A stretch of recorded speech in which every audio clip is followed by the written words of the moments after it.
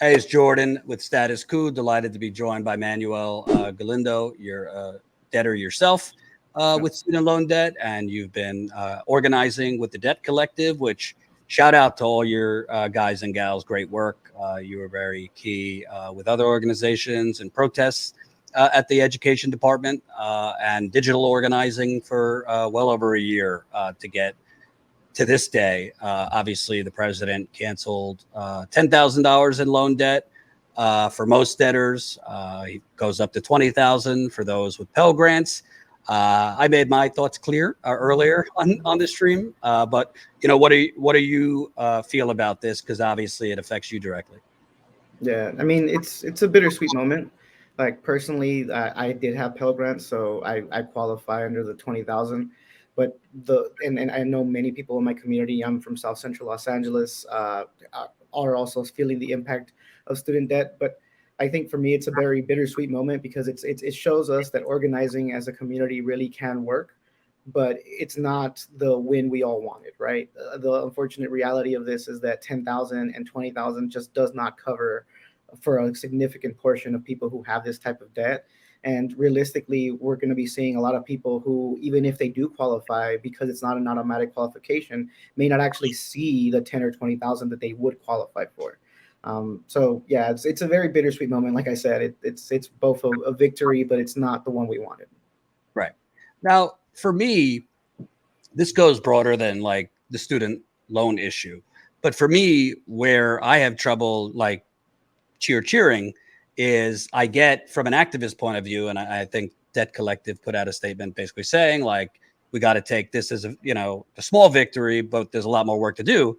And I kind of look at it as right, but what's the realistic expectation? You're going to get much more, whether it's Joe Biden or President Buttigieg or President Harris, when the reality is they arbitrarily decided on 10,000. They could have just wiped it all out.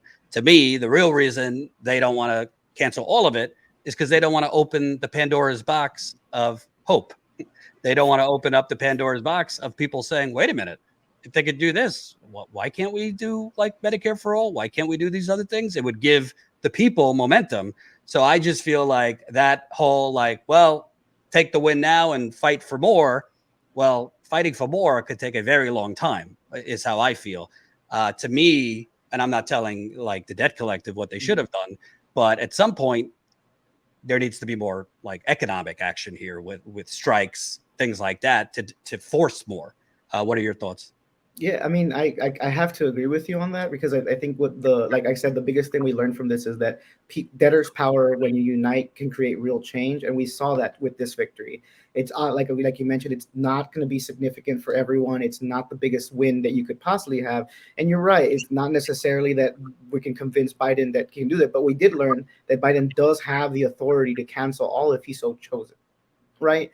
And so what we can see here is that, like to your point about the economics of this, is that this shows us that debtors, when they unite and work together, can see different types of debt eliminated, not just student debt. We can talk about medical debt, carceral debt, all types of household debt, right? So it's like when we look at the different debt types that the average individual actually holds, we can see that if we organize around debt types, we can eventually see real victories. And you're right, it might not be immediate, but that's not why I do this work, right? I organize knowing that this work takes time, and I think the biggest thing we need to do is get the majority of the communities on board with this. And I think that's what like this victory shows us, is that we are able to create real change with enough people and enough momentum. And I think instead of looking, I like to believe in positive outlooks of organizing. And even though we didn't get the victory that we wanted this time, I do think that it does give us a very beautiful point where we can make, hey, this is just the start. We can start demanding for this. And I think it shows the average individual in the country that, wow, we can challenge these debts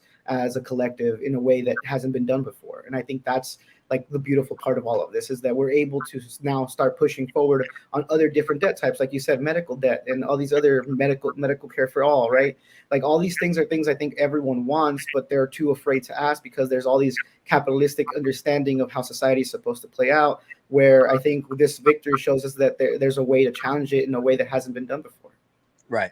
I also think the broader point, I mean, if you have a government student loan, you haven't been paying for 2.5 years. The sky has not fallen.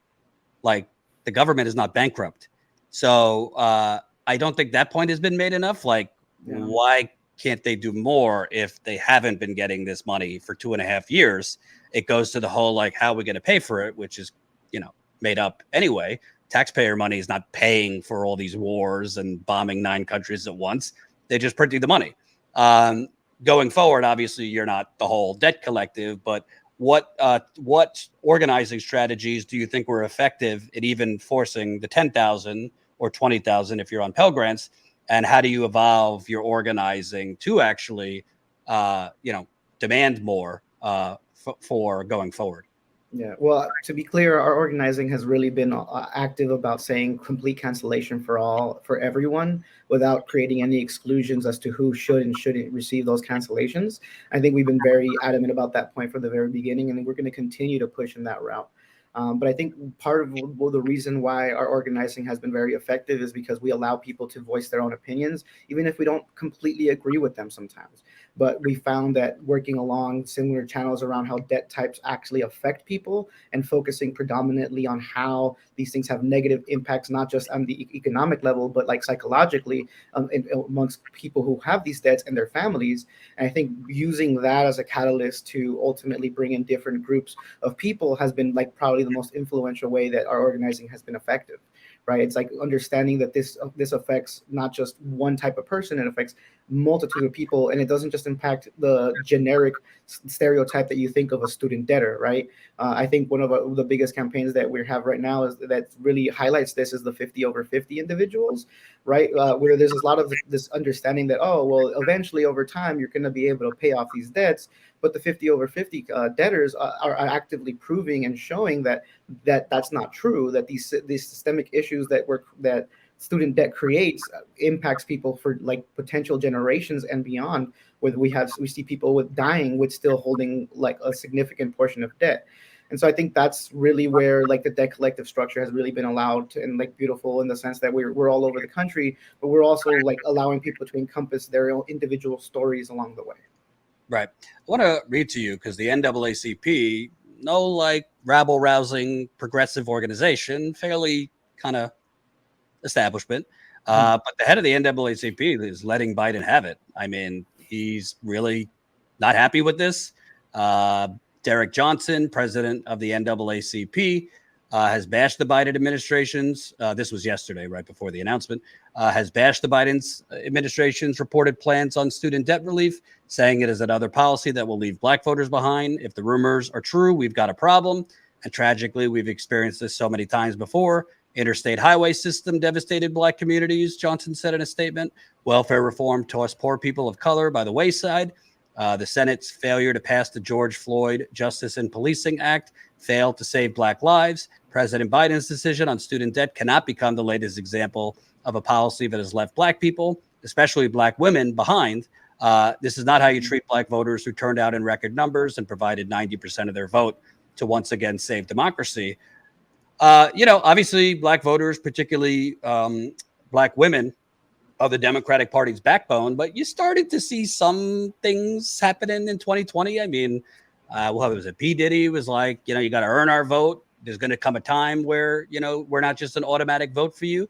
Obviously, there's a racial gap, racial wealth gap, but also within student loan borrowers and the proportion of who owns debt leans more towards Black people, Black women. Obviously, you can't speak for Black America, but my point is, does the fact that he only did 10,000, kind of hurt come midterms in 2024? I mean, a lot of people, including Black people and white people, kind of held their nose and voted for Joe Biden, not wanting to vote for him, but to get rid of Trump and, all right, build back better. We'll believe that. And they're not really satisfied with what seems not enough to them. No, and I feel like they have a right to feel that way. I mean, I think Nina Turner just posted something around the lines that like the average white voter or the average white student debtor has around 12,000. So the 10,000 seems to be aligned with the white student debtor, but the average like Black debtor, for example, at least what she quoted was like around $58,000. And then when you look at statistics about who holds the actual debt, Black and brown people hold the highest level of debt. And so when we're looking at these 10 and 20,000 numbers, like the individuals who are going to be left behind are predominantly Black and brown individuals. And so I feel like they have a right to be angry about this, especially when something that to maybe Biden's campaign might be trivial seems really impactful for the way that the average Black and brown individual, especially after college, is able to live. These numbers, unfortunately, just don't do enough, right? Like we know, I'm well aware of certain individuals who we're organizing with, who the 10 or 20,000 won't even cover the interest that they have to pay, or that they've already had to pay. So it's like for a lot of these people, even if they do receive the 10 or 20,000, it's going to do nothing. Right. And that's the sad reality of where we are with the student debt world. Like that is why our whole campaign has been a complete cancellation for all, because we recognize that if you were to cancel it for everyone, it would create one of the biggest change in the racial wealth gap that we've ever seen in this country ever.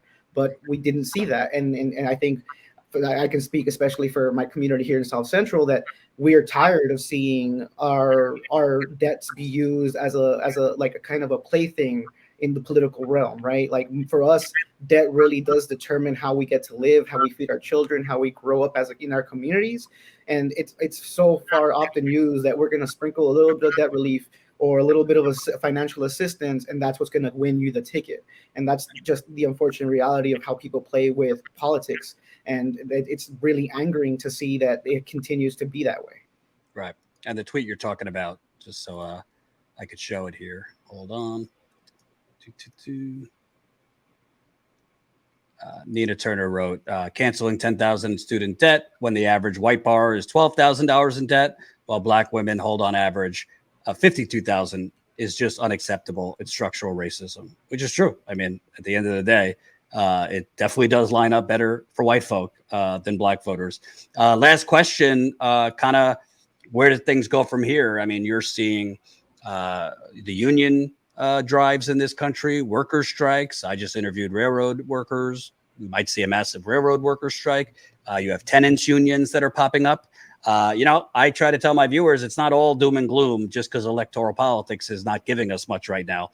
People are kind of taking action. Worker movements, obviously, anti the debtors movement.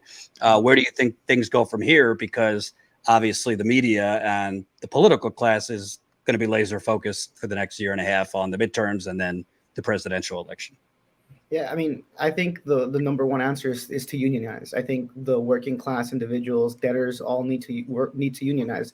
I know there's a large sentiment in this country to not do that, but a lot of people don't realize like the historical context of why unions have been vilified in this country. And it's predominantly been so that corporations can continue to gain more and more financial power over the average individual. And in essence, these financial institutions have found ways to turn every single aspect of our daily lives into debt that makes them money, but keeps us in this cog system that continues to perpetuate, I guess, impoverishment, right? And so I think that's where the beautiful resurgence of all these unions are coming up with. When you, like you still mentioned, the Starbucks union, the Amazon union, right? I think when you're starting to notice is that the working class people are just fed up with these systems. And I think growing as a union right now and working together in solidarity is honestly the answer we're going to get, because I guarantee you, I can't necessarily speak for anyone in the White House, but I can almost guarantee that the sentiment was they didn't want to cancel anything. So what we're seeing is it took a union of people and their debts to actually force this cancellation to even occur in the first place. And I think if we can continue to grow our union and continue to grow in coalition with other unions, I think we can start to make real strides for the working and middle class American. Absolutely. And people, if they want to get involved, go to debtcollective.org. A lot of great ways to get involved and informed over there. Thank you very much, Manuel, for taking the time. Congrats on this, small accomplishment, and we'll stay in touch. Thank you. Thanks for watching, and make sure to tune in to Status Coup's daily live stream Monday through Thursday at 5 o'clock Eastern Time and Fridays at 4 o'clock Eastern Time.